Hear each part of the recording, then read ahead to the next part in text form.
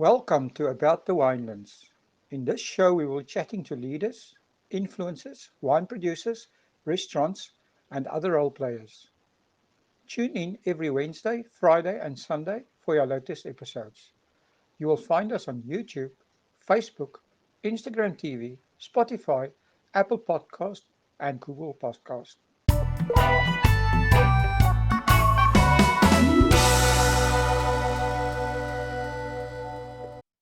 Hi everyone, welcome back to About the Winelands. Today I'm chatting to Bertus Basson, famous chef from Stellenbosch here in the Winelands.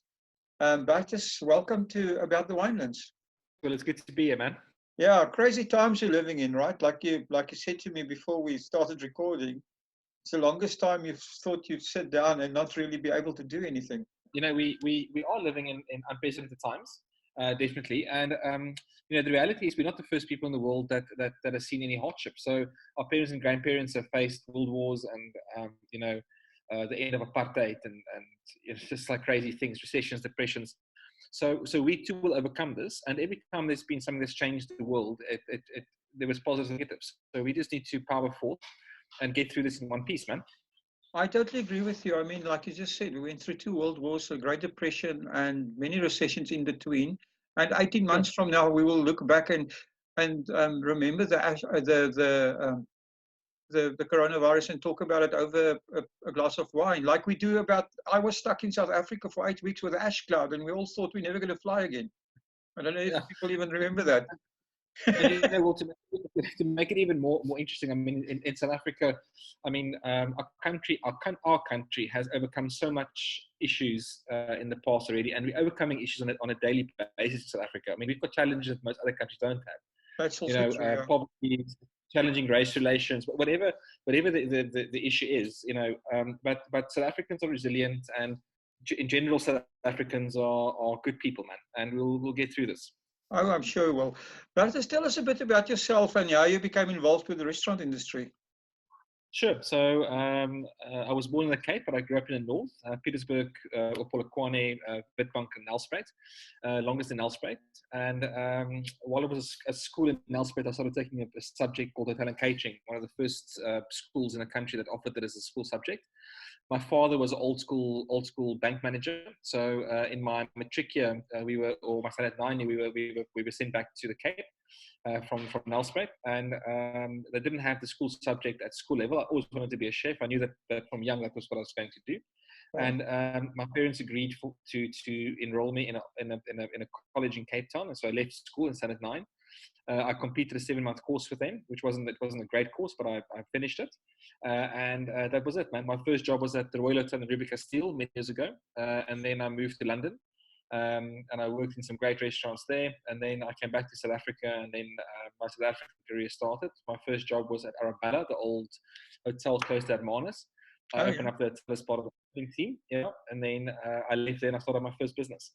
So I was quite young. I was 25, 26 when I started my first business, a little catering operation in Somerset West. And that then grew into Overture, and that grew. And I've always sort of had this love for restaurants. I think restaurants are places with lots of life and laughs and so on. And we opened up Overture, and then from there on things grew. So at the moment it's Overture, Eike, Spek Bone, the Vrije Burger, and then a few other things that I've got involvement in. So it's quite cool, man. But essentially, I'm a chef. That's my main job, and then on the side, I've also, I call it the empire, but I also have obviously a keen interest in businesses and running businesses and being an entrepreneur. Well, that's amazing. It's amazing how a place like London, they didn't have the food culture. The French, when they opened restaurants, and then the whole world, London embraced it, and then the whole world started learning in London, right? Yeah, and well, London still, myself and Marley are lucky that we've traveled to London together quite often and independently, and it's still my favorite city in the world. I always say to people, I feel at home in 3 places in the world. I feel at home in Stellenbosch, in the Cape. I feel at home in Nelspruit because I grew up there, and I feel at home in London. There's a sense of familiarity when I get there. I love the restaurants. I love the chefs. I love I just love the whole food scene in the UK. I think it's really engaging and cool. Yeah. And it's an amazing city. So London's always been very kind to me. So you just mentioned you have your footprint in the Winelands, which is quite big. Is there anything more that you can tell us about the restaurants? I mean, our listeners would like to hear. I mean, you started out. Sure. Your flagship is Overture, right? That's correct. Yeah. So I think people are always quite intrigued with why I've always changed my restaurants quite often. And people are always sort of intrigued why. But I believe in evolution and not revolution. So things that are revolutionary only last for revolutions are short lived, but evolution can last forever. So we've over years we've always changed sort of what we do and how we approach it. And we've come to this point now where we're more South African than ever. I think that's quite cool. Um, but each of our restaurants, and people often ask me why do I do them in different things, because they each speak to a different part of me. So Spek Bone, for example, is a small plate and wine bar with loud music, and I love eating in that way and sharing food. I also love big bold flavors. I love great wine lists, and I love loud music. So that's why we built Spek Bone. I also have an affection for takeaway food, so fast food burgers and pizzas and stuff, and that's where the Vrije Burger was born. Eike speaks purely to me from a nostalgic South African space, and Overture, is very focused on South African produce, and they each one of those things speak to me individually from a different in a different way. And the teams that work in them take it on. So we're very lucky to have some great chefs that help us run our restaurants, and the head chef at Overture and the head chef at Eike, Kyle, and their teams do a great job. So so Stellenbosch has been good to us. We enjoy working in Stellenbosch, and we also have quite a serious catering operation called Abundance, which is run by a good friend of mine and an ex-employee, Adele Gregoire, which she worked for the Empire for 10 years, and we built this business together with her. So we keep ourselves busy and off the streets under normal circumstances. Well, there you go. You've also been a host on and a judge on several television shows. Can you tell us a little bit more about that? Yeah, so I think this first show that I did was the Ultimate Brine Master, and I did 4 seasons of the show, and the show takes you sort of on a journey around South Africa, and I think I can really thank that show for showing me. I mean, I was lucky to grow up in a home where we travel South Africa, with most of my folks and stuff, but to be able to drive 12 or 13,000 kilometers around South Africa in like a 2-month period is just incredible. And it really taught me a lot about being South African and the diversity of our country. And so I did 4 seasons of that show with Justin Bonello, and then I've done a few shows for Via. I think the most notable one was probably my own show called Goed Beter Bertus. We did 3 seasons, if I remember correctly, 2 or 3 seasons of Goed Beter Bertus. I can't remember.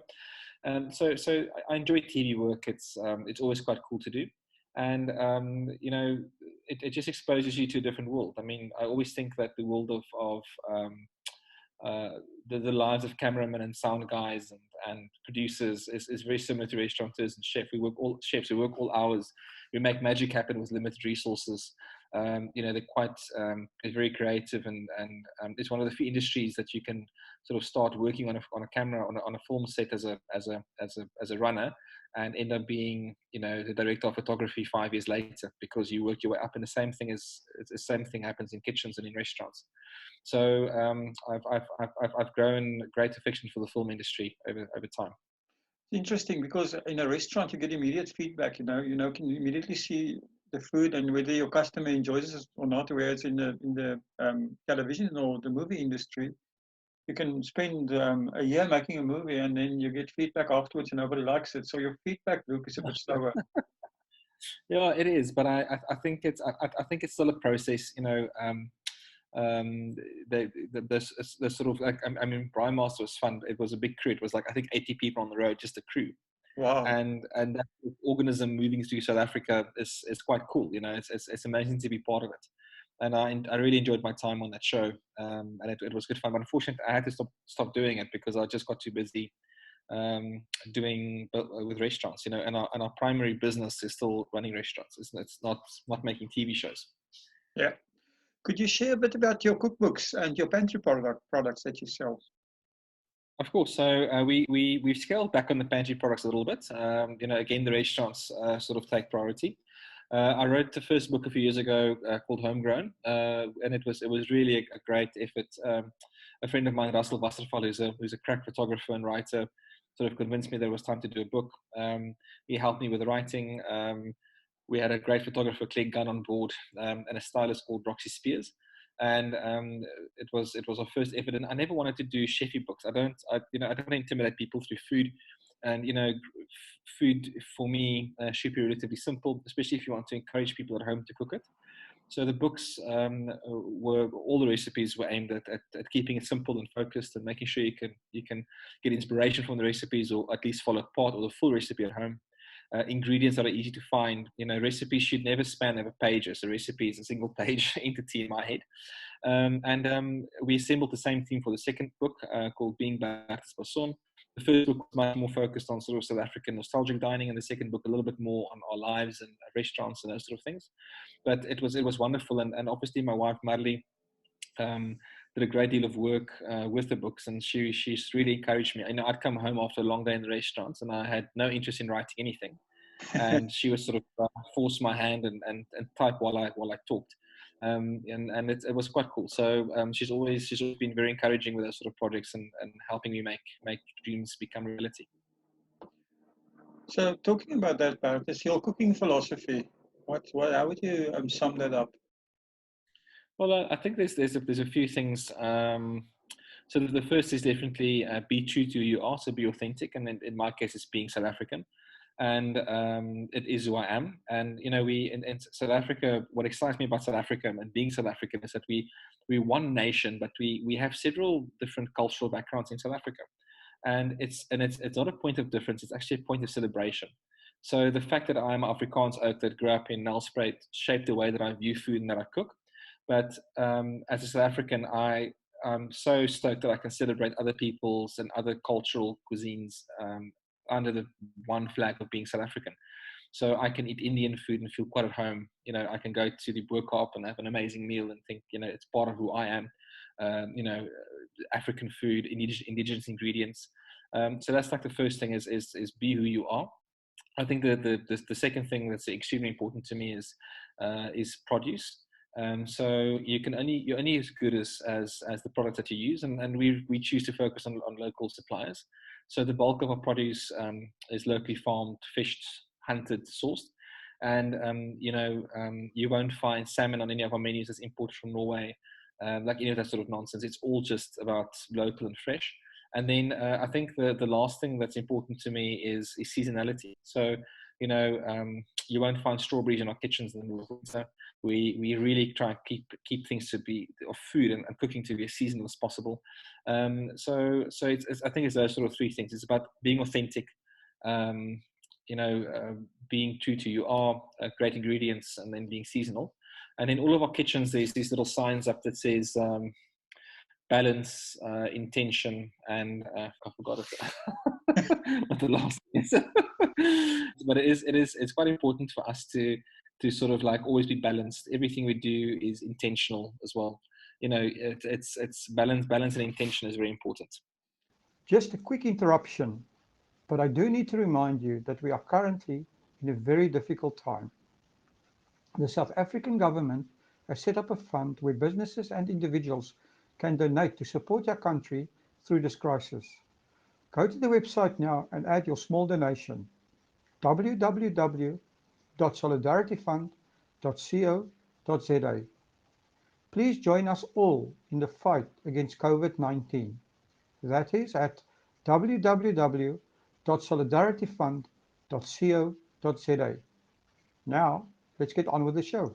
When you're looking at a chef today to be successful, what important traits should a chef have, and what would your advice be to young chefs today? So look, it's not an easy industry to enter into, but it's very rewarding. So you've got to be able to be adaptable, I suppose. But chefs today, chefs aren't just chefs, and as in so many careers, we cook food, but we also need to run a business, that's cost effective and profitable. You've got to look after staff. We've got a very high sort of amount of staff. So I just want to go back again. All the signs in our kitchen say balance, presence, and intention. Because if you're present, if you're present in the moment, it means that you are here and focus on what you do. Obviously, you do everything with intent, and balance means that it's not just a plate of balanced food, but as a person, you also have to be balanced. So balance, presence, and intention. You see, I've been out of the kitchens for 5 weeks now. I forget my own stuff, my own preaching. It is a rewarding career, but it's a tough industry, and it's not just tough because it's tough working for chefs. I mean, I'm quite a tough guy to work for, but it's because I need things to be right. We have to have, and even in saying that, we don't get everything right, and we do make mistakes. So you've got to have that sort of mindset that it's not about me really. It's about how do I make my guests easy, or how do I make my guests happy, and how do I get my business to function correctly. For young chefs to enter the industry, before you enter the industry, I would really strongly suggest, before you pay the deposit on your cookery school to learn how to cook, is go spend a month in a professional kitchen with a good chef, and then after that decide if you want to do it. It is long hours, and it is stressful, and it's all the sort of things that people make it out to be. But if you survive all of that, it's extremely rewarding, and you can travel the world through food. You meet amazing people. If you truly enjoy food and cooking, this will be for you. Kitchens and restaurants, it's a very different culture. It's not an office job. If you enjoy restaurant culture and food culture, it's almost like a subspecies culture, like a subculture of its own. Because we understand the hours we keep, and we understand the pressures that people are under, and it's cool. So enter the industry, but know that it will be extremely rewarding if you can stick it out. And then I think young chefs don't give themselves enough time to develop. So they start in the industry, for the first couple of years, the pay is quite shit and the hours are long. And then they go, my friends are making so much more money, and they all become accountants. But the reality is that if you give yourself enough time to develop, to become a good cook takes 10 years. To become a good businessman takes even longer. So give yourself time to develop. Success doesn't come overnight, you're not going to leave cookery school knowing everything. Nobody leaves university knowing exactly how to be a CA or how to be a doctor. You learn a lot of things, when you enter the industry. So give yourself and allow yourself enough time to really learn your trade well, and then apply it as best as you can. Excellent advice. Talking about another subculture, I have to ask you about wine. What is your favorite? So I'll be hard pressed to give you a favorite wine producer. However, varietals. I drink a lot more white wine than red wine. I love Riesling. I love Chenin and Chardonnay. I'm a big Chenin drinker. I'm a big supporter of South African Chenin. And then I like sort of a lot lighter, more elegant red wine. So I love Grenache, Cinsault, Pinot Noir. That would be my favorites. And then we've got so many friends in the wine industry that just make amazing wines. And I think South African winemakers are just doing an incredible job at producing a world-class product that we can be so proud of. And to drink wine in South Africa is actually quite a joy, because it's not expensive. Yes, you can buy very expensive wines here that are produced here, but in general, if you go bang for buck, quality versus quality toe to toe, South African wines really show so much. We have an amazing wine industry, very lively, very vibrant. So I hear that a lot from overseas visitors, that they say, our wines have good quality, and, they enjoy quality wines here. And I think the reason is they really can't afford a good bottle of quality wine in their own country, whereas a good quality wine in South Africa for a European visitor is quite affordable. And I think an interesting one for me is, like, I really struggle drinking wine in Europe, especially in France, because I don't understand the appellations. And I by no means am I a wine expert. I really am a wine lover. I really enjoy drinking wine. So when I travel to Europe, it's difficult for us to choose bottles. And in South Africa, we used to drink wine by varietal. So we drink Chenin and Chardonnay, and like it becomes a bit easier. But I also think that even in restaurants, I was in London last year, and I went to a really cool restaurant, and I struggled again with the wine list. The list was predominantly French, and I quickly Googled a wine at the table, and the wine was on the list, I think, for £80. and you could buy it at a local supermarket for £14. And, that's quite a stiff markup. Yeah. In restaurants in South Africa in general, our markups are also quite thin. And it's because we realize that we are a wine producing country, but wine lists in restaurants are also quite important to me. So I love a great wine list. If I go to a restaurant and the wine list is shit, I'm sort of like over the experience before I start eating, because if a restaurateur doesn't invest in the list, he won't invest in his kitchen. Like that's sort of always my theory. So, and it excites me greatly to go to restaurants and you can open the wine list, and it doesn't have to be a big wine list. It's a small focus list and handpicked producers.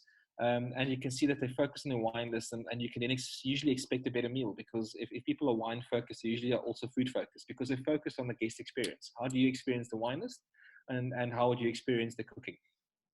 Oh, that's awesome. So, Bertus, the whole coronavirus are forcing all of us to rethink our business model, and having time to maybe sit and plan a little bit and something like that. Have any? I mean, you've been almost you had actually in more than one industry. You're almost with one foot in the media industry as well. But have you had any changes or new ideas in mind? Yes, of course. So we actually in the first week, myself and Marley already brainstormed sort of where we are and where we think we're going to end up in the future. And the reality is that the restaurants that we closed are not going to be the restaurants that we reopen when we reopen. We're not sure about reopening yet. So I think from a restaurant perspective, we decided to run smaller menus in all of our restaurants. Eike, for example, which used to be a dinner-only restaurant, so only open at night, and it was quite a long menu. We're going to open for lunch as well, and we're going to shorten the menu so that, and also obviously charge less for the experience, but so that people can actually afford it, because all South Africans will struggle after this financially. But what we would like to achieve, and what we are going to achieve, is that we are going to offer great experiences at great value. And it will still be about the experience. It'll still be about a guest coming to you, to have a wonderful experience. Restaurants are like escapism. If you have a great experience in a wonderful restaurant, you could have been away for a whole week on holiday, but you had a great evening out with amazing wine, delicious food, and good service. And we still need to offer those experiences to our guests so that they can escape the daily grind. So we are going to offer great experiences at better value. Or at reassessed value, I think would be the correct term. And that would be in the long term when we can open up our restaurants. And we're very excited about this, because every time you're sort of forced to change the way that you look at something, 9 times out of 10, there will be a positive outcome. So we're very positive about what is the end result going to be. So it's going to breed a new level of creativity. We're going to have to think a bit differently. We're going to have to dig a bit deeper and find more exciting ingredients in South Africa for people to enjoy with us. So that's quite cool. The immediate change for us, which will hopefully happen when we scale down from level 5 to level 4 in the lockdown, is that we will be able to open up delivery services. We already geared for that with 1 or 2 things. We thought about this also before we closed. So we'll be able to work with small teams in the restaurants, and we'll be doing something from Overture, something from Eike, and then the Vrije Burger will obviously open up as well, all on delivery models, and then we'll see how it goes. That sort of is unexplored territory for us, but we're excited to explore it. Well, that's interesting, right? At least it's at the start of some business, and I think everybody's saying the first thing they're going to do is order some hot food. So there you go. I mean, and I think the local tourism industry is going to have a bit of a boom. We might not have international tourism, but people will have what they call staycations in the near future, because everyone wants to have a vacation after this trauma they're having. So yeah. Yeah, I fully agree. Well, I fully agree. What is the most important thing that you've learned in your food journey? I've learned lots of lessons. Because I don't have any formal qualifications, I usually pay school fees for my mistakes. So I think the most important thing for me up to date has been that we can't do what we can do, what we do with our people. That's our first thing. So we, whether it be guests or team, people is a very important part of our business. And then I think the biggest thing for me is that you can't be everything for everybody, or else you'll end up being nothing to nobody. So you've got to stick to your guns and be who you are unapologetically. That's what if you're lucky, you've got 80 years on this planet to do what you want to do, and that's if you're very lucky. So I want to use the time as best I can to do the things that I would like to do, and that is cook delicious food and have and run great restaurants. Oh, that's awesome. So I have to press you. Can you give us a good wine quote? Or, well, you can cheat. You can give us a food quote as well. Oh, If you sure. want to. Any wine quotes. Well, do you have a favorite one, or can you invent one for us? Yeah, sure. I just, sure. If I think about wine, I'm looking over at Marley. A wine quote, babe. Anything in your head? No, no. We, if I can relate it to South Africa, it won't be a full-on quote, but the same would go for South African wines and South African winemakers. Is be who you are unapologetically. Keep on doing what you're doing. The fact that South African wines have become so much better in the last 10 years is testament to great skill and dedication from the industry. And I know the wine industry is going to feel this pinch as much as we are. We're all going to feel it together. But we are in this boat together, and there's nothing we can do about it. But we'll get out the other end in one piece, hopefully together. I think togetherness is a big, and people is a big thread that I see in whatever you're saying. And it also seems that you and your partner, Marley, are on the same page. How important is that as part of your success? Yes, it's amazing. So I had a late start in my personal life. So I only met Marley when I was in my mid-30s. Got married at a little bit later in the second half of 30. My first kid arrived at 38. The second one is sort of on the way at the moment. And we got married, I think, 6 years ago. And we really since Marley has been part of our business. I mean, she's very different to me. So Marley's a chartered accountant, and she left her full-time employment after we got married and started helping me in the empire. Firstly as just the accountant, but then slowly she started taking over different roles. Helping me with social media, planning, decorating restaurants, whatever. And Marley's a wonderful springboard for me for advice, because the opinion is different to mine, and that's fantastic. But the result that we want is the same. So we want to deal with cool people, and we want to have happy guests in our restaurants. So having Marley by my side has been a complete blessing. I think since Marley joined the party, we've really managed to probably triple our business. When I met Marley, I had one restaurant. And so that sort of gives you an idea of what we've been getting up to. And she also indulges all my stupid ideas. And she'll say to me, if she doesn't believe that something is a great idea, she'll just call me up and say, I think it's a bad idea, And you also need that. So you need someone who can say to you, look, that's a great idea. Let's pursue that. Or that's not such a great idea. I think let's park that train of thought where it is and move on to the next thing. Because somebody has to call out your bullshit at some stage. I think that's just the way it is. The beauty is if it's somebody that you can trust, right? Yeah. And you can't always believe your own hype, or your own nonsense. So I think that's had a profound effect on our businesses and on our lives together. So Marley is as dedicated to running great restaurants as I am. Her role is just different to mine. So I would be worried about making sure that the fish is great quality, and that the chefs are quick enough in the kitchen. Marley's stressing about different things. She's stressing about ambiance and aesthetics and social media and the other part of our business that is really important.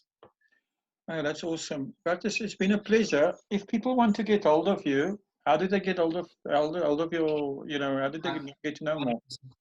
If anybody needs to get hold of us for any reason, so I must have said before we go, Will, that during this time we started running a little soup kitchen in Jamestown where we live in Stellenbosch, and we've just moved operation to Eike, which is our restaurant in the middle of town. Okay. We've got a small team of volunteers together, and we cook soup for between 150 and 200 people from Eike every day. So if anybody wants to get hold of us to either help with this initiative or just talk about business or just wants to get in touch for anything or just catch up, make a donation towards soup kitchens, because we're going to expand this operation hopefully to other needy communities, or other communities in need in the Stellenbosch area. Please pop me a mail to bertus@bertusbasson.com. Just remember the .com at the end is not a .coza, so it's very simple. It's bertus@bertusbasson.com, or you can go visit www.bertusbasson.com, and there's a little bit of there's quite a bit of contact details on the website, so just go take a look at what we get up to, and we hope to see everybody soon for either the Vrije Burger or an amazing Eike meal. Well, that's amazing. I mean, I'll put all the links and stuff in the descriptions of everything, so people can get all of you. But Bertus, it's been a pleasure, and thank you for spending the time. I know you're busy, and Thanks, enjoy the rest of your time at home, and good luck with everything. We think about everybody in this industry at this time. I know it's difficult, but you guys seem to have your hand on things. So thank you very, very much. What you want, you can say, well, you seem to have your shit together. It's okay. Look, we stress as much as everybody else, but we're going to try and keep as calm as possible to get through this in one piece. All right, Bertus, have a nice one. Ciao, ciao. Thanks, well, you too. Bye-bye. Thank you for supporting our show. If you would like to get more exposure for your business, please have a look at our sponsorship options. Thanks again for supporting About the Winelands. Please follow us on YouTube and on our social media channels. All details and links are in the description.